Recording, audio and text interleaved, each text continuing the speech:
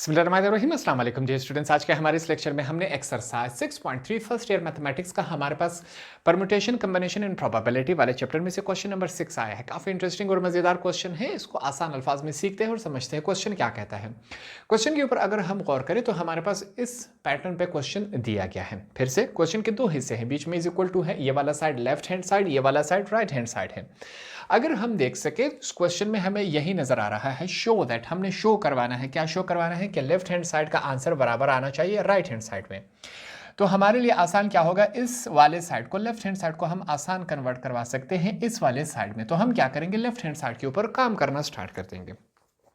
यहां पर सबसे पहले हम क्वेश्चन में चूज कर लेते हैं। मैंने सॉल्यूशन लिखा, सॉल्यूशन के बाद हम क्वेश्चन में क्या साइड चूज करेंगे। हमने कहा हमने लेफ्ट हैंड साइड को चूज कर लिया। लेफ्ट हैंड साइड में हमारे पास वैल्यूज क्या है, सी के ऊपर 9, नीचे क्या है 6, प्लस फिर से सी के ऊपर 9 है, नीचे क्या है सी के 5 है।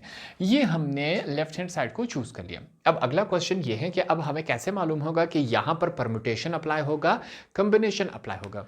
अगर इसके ऊपर गौर करें तो यहाँ पर सी है, थ्रू आउट सी ही जा रहा है। सी से मतलब क्या है, कॉम्बिनेशन। तो इसका मतलब है यहाँ पर हम कॉम्बिनेशन वाला फार्मूला अप्लाई करेंगे। यहां पर साथ में हम रेफरेंस दे देंगे, हवाला दे देंगे कि हमारे पास ये जो क्वेश्चन है वो किस पैटर्न के ऊपर है। सी है, ऊपर हमें याद है n आता है, नीचे r आता है, और ये किसके बराबर होता है, n factorial divided by n minus r factorial dot r। इसके बराबर होता है कि नहीं, बिल्कुल बराबर होता है। तो दोनों साइड्स के ऊपर यही फार्मूला हम अप्लाई कर लेते हैं। देखते हैं क्या फॉर्म बनाता है। सबसे पहले यहां पर फिर से हमने लिख लिया, हम लिखेंगे ये वाला साइड, अब हम नहीं लिखेंगे डायरेक्ट, ये वाला साइड लिखेंगे। साथ में आप लेफ्ट हैंड साइड को चला सकते हैं, लेफ्ट हैंड साइड आप लिख सकते हैं, ठीक।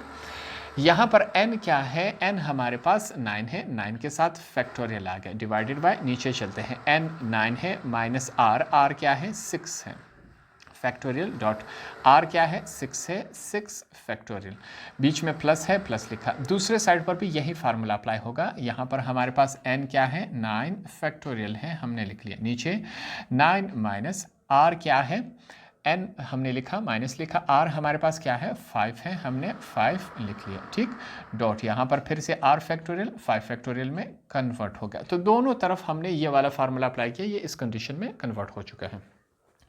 इसको सॉल्व करते हैं। हमारे पास लेफ्ट हैंड साइड में क्या आ रहा है, ये लेफ्ट हैंड साइड है, ठीक है। n फैक्टोरियल ऊपर वाला हिस्सा सेम एज इट इज, नीचे में चेक करें, 9 में से 6 अगर कैंसिल हो जाए तो हमारे पास 3 रह जाता है, ठीक। साथ में फैक्टोरियल है, हमने 6 फैक्टोरियल लिख लिया, ये कुछ इस कंडीशन में। प्लस है हमारे पास फिर से 9 फैक्टोरियल हमने लिखा, नीचे हमारे पास क्या है, 9 में से 5 कैंसिल हो गए तो हमारे पास क्या रह जाता है 4 फैक्टोरियल डॉट 5 फैक्टोरियल। ये कुछ इस कंडीशन में हमारे पास बन चुका है। अब यहाँ पर हमारा काम ये हम नहीं करेंगे कि इस फैक्टोरियल को ओपन करके हम कैंसिल करवा लें। क्यों हम ऐसा इस वजह से नहीं करेंगे, क्योंकि हमने इसको इस साइड में कन्वर्ट करवाना है। तो इस साइड में कन्वर्ट करवाने के लिए हमें कुछ चीज़ें करनी पड़ेंगी और सी, ठीक। अगर हम ऊपर चेक करें तो ऊपर हमारे पास दोनों तरफ 9 फैक्टोरियल है, तो इसका मतलब ऊपर हम कॉमन चूज कर सकते हैं। नीचे हमारे पास वैल्यू सेम नहीं आ रही, तो अगला काम हमारा क्या है कि हम कोशिश करेंगे कि जो डिनोमिनेटर है दोनों तरफ वैल्यूज को सेम ले आया जाए। तो ये काम कैसे होगा, सबसे पहले left hand side is equal to, ऊपर हमारे पास 9 फैक्टोरियल है हमने लिखा, इसको चेक करें। यहाँ पर हमारे पास 3 फैक्टोरियल को हम सेम एज इट इज लिखेंगे, इसको नहीं छेड़ेंगे। 6 फैक्टोरियल है, 6 फैक्टोरियल के बाद हमारे पास 6 के बाद क्या आता है 5 फैक्टोरियल, ये हमने लिख लिया, ठीक है। 6 फैक्टोरियल को ओपन करके हमें कैसे मालूम होगा कि कहाँ पे आके रुकना है। अगर हम दूसरी तरफ चेक करें, यहाँ पर 5 फैक्टोरियल है, अब यहाँ पर भी 5 फैक्टोरियल है, यहाँ पर भी 5 फैक्टोरियल, तो हमारे लिए कॉमन चूज करना आसान हुआ कि नहीं, बिल्कुल हो गया। बीच में हम प्लस लगाएंगे, दूसरी तरफ चलते हैं, यहाँ पर 4 फैक्टोरियल है कि नहीं, 4 फैक्टोरियल को हम ओपन कर लेते हैं। 4 के बाद 3 आता है कि नहीं, 3 फैक्टोरियल, 3 फैक्टोरियल पे आके रुक जाना है, क्योंकि दूसरी तरफ भी 3 फैक्टोरियल है, ठीक हो गया। ये हमने कर लिया, और यहाँ पर मल्टीप्लाई हो रहा है 5 फैक्टोरियल।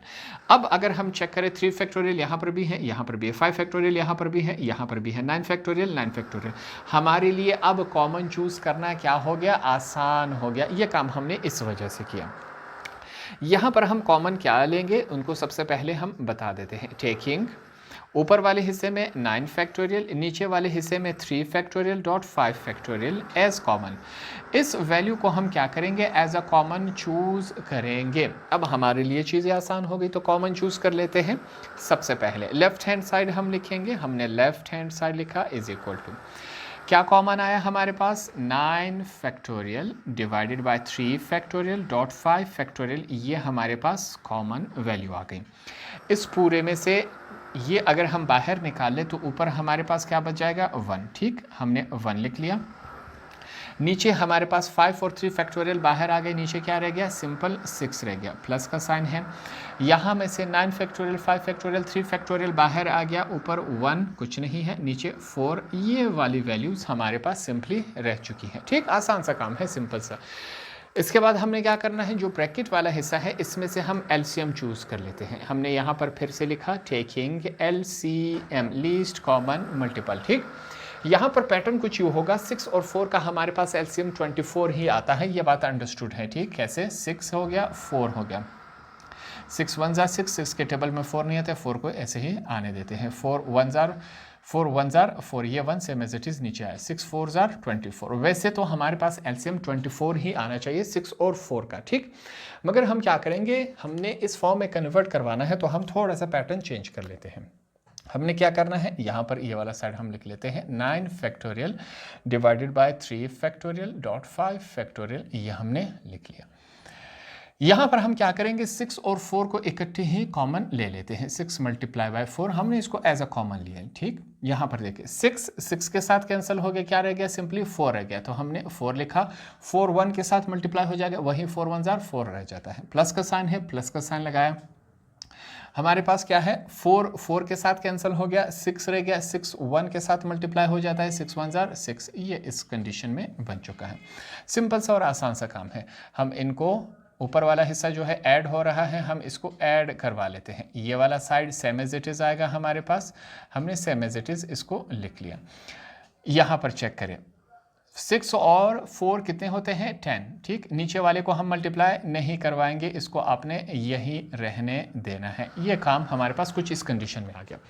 यहाँ तक आने के बाद अब हम क्या करेंगे, ये वाली वैल्यू इसके साथ मल्टीप्लाई हो रही है, ये वाली वैल्यू इसके साथ, ये लाइंस आपके समझाने के लिए हैं। ठीक, सिंपली हम मल्टीप्लाई लिखेंगे और तरतीब का हमने ख्याल रखना है। ठीक है, कि कैसे इसको तरतीब में लिखा जाएगा। जैसे कि मिसाल के तौर पर यहाँ पर 10 पहले आता है, मल्टीप्लाई बाय 9 फैक्टोरियल, ये कुछ इस कंडीशन में आ जाएगा। अब हमने क्या करना है, दूसरी तरफ हमने क्या करना है, 4 और 3 इनको पहले लिख ले, तो हमें पहले 4 लिखूंगा, मल्टीप्लाई बाय 3 फैक्टोरियल, ये मैंने लिख लिया। फिर उसके बाद हमारे पास क्या है, हमारे पास यहाँ पर 6 और 5 फैक्टोरियल ले गए, इसको मैं लिख सकता हूँ 6 मल्टीप्लाई बाय 5 फैक्टोरियल, ये मैं कुछ इस कंडीशन में लिख सकता हूँ। मल्टीप्लिकेशन के बाद ये इस कंडीशन में आ जाएंगी। सिंपल सा स्टेप है। 10 के बाद क्या आता है, 9 फैक्टोरियल है, तो इसको मैं क्या 10 फैक्टोरियल लिख सकता हूँ कि नहीं, बिल्कुल लिख सकता हूँ। 10 फैक्टोरियल का मतलब ये है कि 10 के बाद नेक्स्ट वैल्यू क्या आएगी, 9 आएगी, फिर 8 आएगा, ये सीक्वेंस जारी रहेगा। तो इसको हमने शॉर्ट करके इस कंडीशन में लिख लिया। यही काम दूसरे साइड्स पर भी कर सकते हैं। 4 मल्टीप्लाई बाय 3 फैक्टोरियल है, इसको मैं लिख सकता हूँ 4 फैक्टोरियल। 4 फैक्टोरियल का मतलब है कि इसके बाद नेक्स्ट वैल्यू क्या आएगी, 3 आएगी, वही कंडीशन बन गया। 6 मल्टीप्लाई बाय 5 फैक्टोरियल, इसको मैं 6 फैक्टोरियल लिख सकता हूँ कि नहीं, बिल्कुल मैं इसको इस कंडीशन में लिख सकता हूँ। क्वेश्चन यहाँ पर इस कंडीशन में आ गया है। ठीक, यहाँ पर थोड़ा सा और हमें काम करना पड़ेगा। अब हम क्या कर सकते हैं, यहाँ पर जो हमारे पास 4 फैक्टोरियल है, इसको मैं रेफरेंस दे देता हूँ। नीचे जो हमारे पास 4 फैक्टोरियल है, क्या मैं इसको इस कंडीशन में लिख सकता हूँ, इसका शक्ल चेंज करने वाला हूँ। 10 - 6 बाहर फैक्टोरियल, 10 में से 6 चले गए, 4 आ जाएगा कि नहीं, 4 बाहर फैक्टोरियल है, तो ये दोनों हिस्से सेम हो गए कि नहीं। दैट मीन्स कि 4 फैक्टोरियल को मैं इस शक्ल में लिख सकता हूँ। ये बात हमने साथ में रेफरेंस देख के बता दी, लॉजिक पे मैंने आपको बता दिया। 4 फैक्टोरियल की जगह अब मैं ये वैल्यू 6, इसका मतलब भी 4 फैक्टोरियल ही होता है। तो यहाँ पर मैंने लिखा 10 फैक्टोरियल, नीचे हमारे पास क्या है, नीचे हम लिखेंगे 10 - 6 बाहर फैक्टोरियल डॉट 6 फैक्टोरियल, ये हमने यहाँ पर कुछ इस कंडीशन में लिख लिया। सिंपली 4 फैक्टोरियल की जगह हमने ये वाली वैल्यू लिख ली। क्वेश्चन के स्टार्ट में चलते हैं। स्टार्ट में हमने क्या किया, हमारे पास इस कंडीशन में था, हमने इसको फार्मूले में कन्वर्ट करवा लिया, ठीक है। तो इससे हम इस कंडीशन में भी जा सकते हैं और इससे रिवर्स भी कर सकते हैं। अब अगर हम क्वेश्चन को चेक करें तो ये हमारे पास इस कंडीशन में है, क्वेश्चन हमारे पास फार्मूले की कंडीशन में है, इसको हमने वापस रिवर्स करना है, इस कंडीशन में लेके चला जाना है, ठीक। ये काम कैसे होगा, फॉर एग्जाम्पल हम यहाँ पर लिख लेते हैं 10 और 6, ये इस कंडीशन में है। हमें फार्मूला याद है कि हमारे पास n factorial n minus r factorial dot r factorial, ये इसका फार्मूला था। n की वैल्यू 10 है, r की वैल्यू 6 है। अब देखते हैं ये किस कंडीशन में कन्वर्ट हो जाता है। n की जगह n की वैल्यू हमने लिखी, यहाँ पर चेक करें, n की जगह 10 माइनस r की जगह उसकी वैल्यू बाहर फैक्टोरियल डॉट r की जगह उसकी वैल्यू बाहर फैक्टोरियल। अगर इन दोनों को आप चेक करें, क्या ये दोनों एक ही जैसे हैं कि नहीं, है कि नहीं, बिल्कुल एक जैसे हैं। तो दैट मीन्स इस वाले को हम रिवर्स करके वापस इस कंडीशन में कन्वर्ट करवा सकते हैं, कर सकते हैं कि नहीं। यहाँ पर हमने इसका प्रूफ दे दिया आपको, यहाँ पर इसको वापस हमने रिवर्स करवा दिया फार्मूले से, ये फार्मूले की फॉर्म में है, वापस इस फॉर्म में कन्वर्ट करवा लिया, ठीक। तो हम लिखेंगे 10c, नीचे हमारे पास क्या है 6 है, ये हमारे पास लेफ्ट हैंड साइड है। लेफ्ट हैंड साइड को चेक करें और राइट हैंड साइड को चेक करें, क्या दोनों सेम आ गए क्या नहीं। तो हम लिखेंगे hence proved left hand side बराबर आया राइट हैंड साइड के, ये यहाँ पर हमने इसको प्रूव करके दे दिया। तो एक सिंपल सा और आसान सा क्वेश्चन था, हमने इसको आसानी से सॉल्व किया। होप आपको ये वाला क्वेश्चन भी आसानी समझ आ गया होगा।